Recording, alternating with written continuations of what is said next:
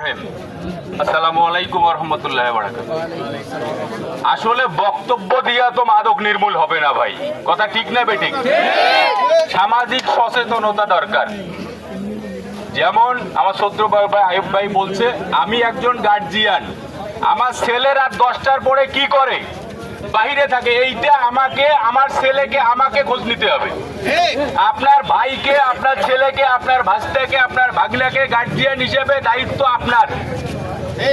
এটা আপনি যতক্ষণ পর্যন্ত বলেন নাই তুই এত রাত কোথায় ছিলি, কোনো জবাবদিহি নাই, ওই ছেলেটা কখনো ভালো হইতে পারবে না। এইটা আমাদেরকে সামাজিক ভাবে প্রতিরোধ করতে হবে, দায়িত্ব নিতে হবে, আমার ছেলেকে বলতে হবে, প্রয়োজনে শাসন করতে হবে। আর একটা কথা হইলো যে আমাদের তেজার মোড়ের যে প্রবলেমটা, রাত 12টা, 1টা, 2টা, 3টার সময় দোকান খোলা কি কারণে, আমি একটা জিনিস বুঝি না। রাত 1টার পরে, 2টার পরে, 3টার সময় কেন দোকান খোলা?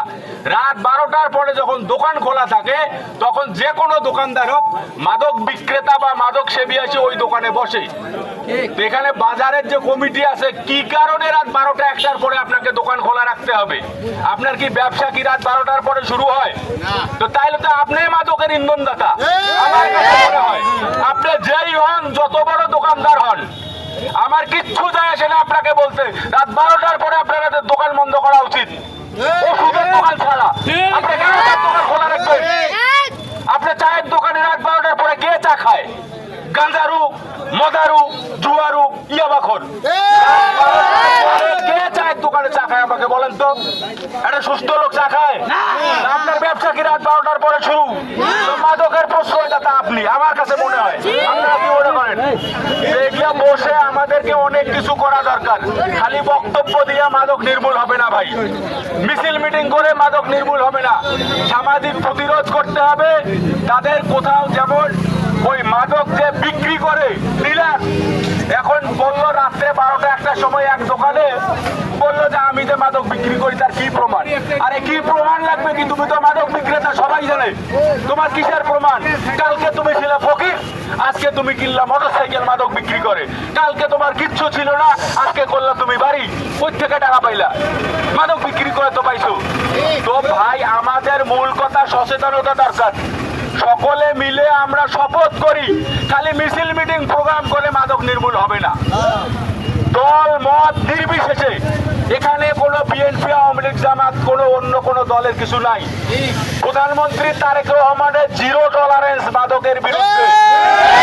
জিরো টলারেন্সটা বোঝেন? জিরো টলারেন্স কি? যে কোনো মূল্যে মাদক নির্মূল করতে হবে। আমি এখানে প্রশাসনের ভাইদের দৃষ্টি আকর্ষণ করছি, আপনারা সবই পারেন। আপনাদের কাছে বিনীত অনুরোধ, আপনারা খোঁজ খবর রাখেন। আপনারা 2-4 জন মাদক বিক্রেতা, মাদক সেবীকে অ্যারেস্ট করেন। যা 2-1%, 10% আনা গেলে কিচ্ছু থাকবে না। পুলিশকে সবাই ভয় পায়। আমরা যে যাই বলি, আইনের লোককে কিন্তু ভাই সবাই ভয় পায়। এটা হলো বাস্তবতা। আপনারা খোঁজ খবর নেন, কে মাদক বিক্রেতা। মাদক সাথে নাই তার মানে এই নয় যে আমার কাছে ও তো মাদক বিক্রেতা, ট্রেডমার্ক। ওকে ধরে আর পাশা ছাল উঠাই দেন, চামড়া ঘোরাই দেন, সব বন্ধ হয়ে যাবে। ধন্যবাদ সকলকে। আসসালামু আলাইকুম।